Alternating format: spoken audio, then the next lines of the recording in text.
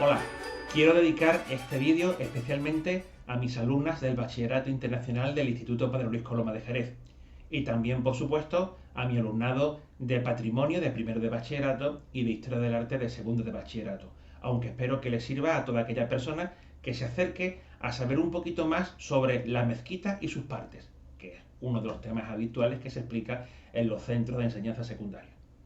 Bueno, para empezar, una mezquita es el lugar de rezo en la religión islámica. Hasta ahí está claro. Hay que tener en cuenta una cosa muy importante. Se diferencia la mezquita de los templos clásicos griegos y romanos en que aquellos eran la casa del dios, donde residía el dios, mientras que el culto se realiza fuera. Por el contrario, en la mezquita el culto se realiza dentro y no es la casa de Dios. Los musulmanes entienden que Dios, Allah, se encuentra en todas partes y no en el lugar de rezo. En este sentido también hay una diferencia con respecto a las iglesias cristianas. Los cristianos piensan que Dios efectivamente está en todas partes, pero también que dentro de la iglesia se hace especialmente presente. Eso no ocurre así en el mundo islámico. En la mezquita, Dios, Allah, no está más presente que en otros sitios. Es simplemente un lugar para el rezo, que además puede ser utilizado para otras cosas. Puede estar asociado, y frecuentemente lo está, a la enseñanza, tanto a la enseñanza religiosa como a la que no es religiosa. Y también puede estar vinculado a determinados eventos y circunstancias del mundo de la política. Pero fundamentalmente, pues sí, es un espacio para rezar. Así que, mezquita es un edificio pensado para el rezo de los musulmanes, para el rezo colectivo, porque el rezo, como sabéis, se puede hacer también en el mundo islámico de manera individual, aunque se considera que es más decente si se realiza de forma colectiva. En este sentido hemos de distinguir entre dos tipos de mezquita: la mezquita aljama y la que no es aljama. La aljama es de mayor tamaño y sirve para el rezo principal de los viernes. Sabéis que los musulmanes rezan 5 veces al día. Pues bien, el rezo principal de su día sagrado, que es el viernes, tienen que realizarlo forzosamente todos los varones de la ciudad en la mezquita aljama. No vale en una mezquita menor, en una mezquita, digamos, de barrio. En la mezquita de barrio se pueden realizar los otros rezos del viernes y los rezos del resto de la semana. Pero la oración principal de ese día sagrado, los varones mayores de edad tienen que realizarlo en la aljama. Esto implica que esa aljama tiene que tener unas dimensiones lo suficientemente grandes como para albergar a ese número de personas. Por el contrario, las mezquitas menores pueden ser de tamaño muy reducido. Bueno, dicho esto, vamos a ver cuáles son las partes. Y las partes son dos: el patio o san y la sala de oraciones o haram. Suele decirse que esta estructura deriva de la casa que el profeta, Mahoma, realizó en Medina. Sabéis que en el año 622, Mahoma, que era de la Meca, tuvo que huir al norte, a Medina, en un traslado que se llama la Égira y que marca el comienzo del calendario musulmán. Huyó porque su vida peligraba en la Meca. Pues bien, en Medina, como refugiado, se convirtió en cabeza de una corriente religiosa que enseguida obtuvo importante número de seguidores. Bueno, pues la casa que Mahoma se construyó en Medina estaba pensada también para albergar a esos seguidores. Es decir, se pensó como vivienda y se pensó como lugar para la oración. Sabemos perfectamente que esta casa tenía un gran patio en el fondo del cual se encontraba una galería cubierta sobre troncos de palmera. Esta es la estructura simple de ese patio que servía para los primeros rezos del profeta y sus seguidores. Rezos que en principio se dirigían a Jerusalén, que era la ciudad sagrada para Mahoma en su primera predicación. Pero cuando rompió con la comunidad judía que había en Medina, decidió cambiar la orientación. A partir de ese momento, en lugar de rezarse a Jerusalén, se rezaría de cara a la Meca, donde se encuentra el santuario de la Kaaba. Pues bien, esta decisión de Muhammad, de Mahoma, es lo que hace que las mezquitas de todo el mundo se orienten siempre, con mayor o menor exactitud, hacia la Meca.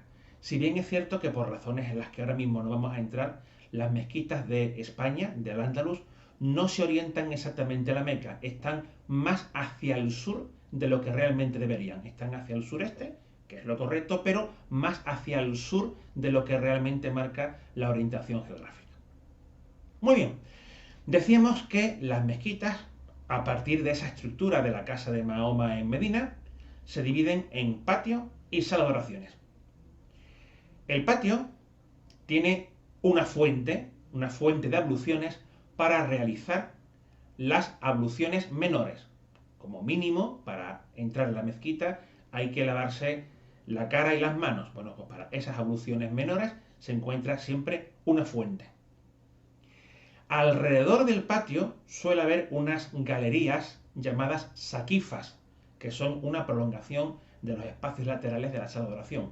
Esas saquifas pueden tener diferente utilidad. Pueden ser espacios para las mujeres, para personas pues que por algún motivo no quieren entrar en las sala de oraciones, pueden servir también para realizar la enseñanza, etc. Y además, en ese patio suele haber una torre o alminar. Yo prefiero que utilicemos la palabra alminar en lugar de minarete, porque minarete es una palabra que viene del francés y no es la más exacta. Mejor alminar. El alminar puede tener muchas formas distintas. En el occidente del Islam, lo normal es que arquitectónicamente, en lo que a su forma se refiere, el alminar imite a los campaneros cristianos. Siempre con la diferencia de que el campanero cristiano tiene campanas, el alminar, que es islámico, no tiene campanas. Los musulmanes no utilizan este instrumento para llamar a la oración, sino que el almuédano tiene que subir y a viva voz llamar a la oración. Terminando con el exterior, con la zona abierta de la mezquita, hay que recordar que justo al lado del recinto suele encontrarse una midá o conjunto de aseos. La midá es un espacio impuro porque tiene letrinas y por tanto no se coloca dentro de la mezquita, sino justo al lado. Ah, se me olvidaba. Ese patio de la mezquita es una plaza pública. En el urbanismo islámico no existe el concepto de plaza pública como si existe en el urbanismo cristiano. Las plazas públicas de las ciudades islámicas son los patios de las mezquitas. Y la gran plaza de una ciudad islámica es ni más ni menos que el patio de la mezquita Al-Jama, de la mezquita más grande de la ciudad, de la mezquita principal. Vamos a pasar al interior. La comunicación entre el patio y la sala de oraciones, o haram, se realiza a través de unos arcos que nunca están cerrados, están siempre abiertos. La comunicación es total para que entre bien la luz. Si hoy vamos, por ejemplo, a la mezquita de Córdoba, veremos que no, que esos arcos están cerrados. Pero porque fueron cerrados por los cristianos tras la conquista.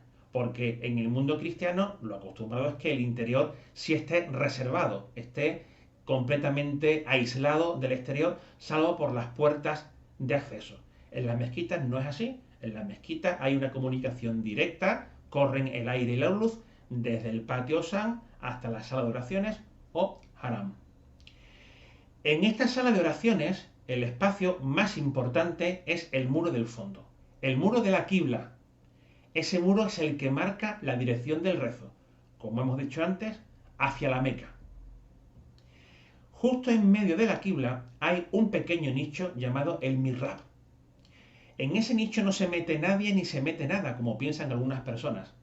Ese nicho sirve para señalar simbólicamente el lugar que hubiera ocupado el profeta, es decir, Muhammad, si siguiera viviendo, si estuviera entre nosotros y estuviera dirigiendo el rezo. Pero ahí no se coloca el director de la oración o imán, no.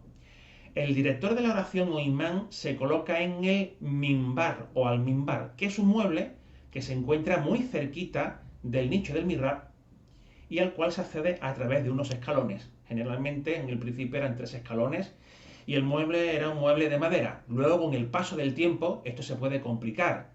El minbar se puede convertir en una estructura fija, no movible, se pueden colocar más escalones, puede aparecer una decoración más suntuosa. La zona inmediata al nicho del mihrab es un espacio especial conocido como maksura. Este espacio está destinado al rezo de la autoridad político-religiosa del lugar. De tal manera que suele haber unas estructuras de madera que aíslen esta zona, la maksura, del resto de las adoraciones, fundamentalmente para impedir atentados, ya que no era inhabitual en los primeros tiempos del Islam que, aprovechando que una parte del rezo se hace tumbado, alguien atentara contra la vida de la autoridad. De tal manera que en todas las grandes mezquitas donde hubiera un personaje relevante, se aísla esta zona, la llamada maksura, para que esas autoridades puedan realizar el rezo sin ningún tipo de perturbación. Bueno, y no hemos dicho nada de las salas de oraciones. Cuando le preguntamos a alguien cómo es la sala de oraciones de una mezquita, enseguida nos responde un espacio con muchísimas columnas en la que descansan unos arcos de herradura. Bueno, esa es la imagen que tenemos por la mezquita Al-Hama de Córdoba, pero no es del todo exacta. En realidad, la arquitectura del interior de la sala de oraciones es muy variada y eso lo podemos ver viendo, por ejemplo, este libro, Arquitectura Islámica, de Robert Hillenbrand. Es un libro que está en inglés y que es interesantísimo y del cual he sacado las imágenes que aquí estamos viendo, o por lo menos algunas de ellas. La variedad, como digo, es grande, porque ya sabemos que el Islam se extiende por un territorio muy extenso, extensísimo, desde la península ibérica hasta la India y China, de tal manera que la absorción de las tradiciones arquitectónicas locales va a implicar el desarrollo de tipologías diversas para esta sala de oración. Pero sí es verdad que las mezquitas de los primeros siglos del Islam, sobre todo las mezquitas del Islam occidental, el que se encuentra alrededor del Mediterráneo, sí que responden a la tipología de la sala con pilares o columnas soportando un tejado. Es decir, la sala hipóstila. Insisto, una sala con columnas o pilares soportando un techo plano de madera. Esa es la tipología más extendida en los primeros siglos del Islam alrededor del Mediterráneo. A esa tipología precisamente pertenecen dos de las primeras grandes mezquitas del Islam, a saber, la mezquita Al-Aqsa de Jerusalén, una de las mezquitas más sagradas, y la Al-Hama de Damasco, la que va a ser capital del Imperio Omeya. Y por supuesto, la gran Al-Hama de Córdoba va a responder a la misma tipología de sala hipóstila. Y en cuanto a los soportes, pueden ser tanto columnas como pilares. Los pilares, ya sabéis que son elementos sustentantes que no están sujetos a un orden. Las columnas, por el contrario, sí están sujetas a un orden. Generalmente estamos hablando de una derivación de los órdenes clásicos. No nos olvidemos que el Islam se extiende en un primer momento por un territorio que fue del Imperio Bizantino, que era el Imperio Romano de Oriente, y por tanto se conocen los órdenes clásicos. Lo mismo pasa en Al-Ándalus. En Al-Ándalus hay una importante arquitectura romana y de época visigoda, y esa arquitectura sigue los órdenes clásicos, de tal manera que las mezquitas de Al-Ándalus también van a absorber esas tipologías de soporte y la van a ir modificando, sobre todo estilizando los capiteles, hasta llegar a los ejemplares pues, de la época de Almanzor. La última ampliación de la mezquita de Córdoba es la que hace Almanzor, con capiteles de pencas, que son en realidad una elaboración muy estilizada del capitel compuesto de los romanos.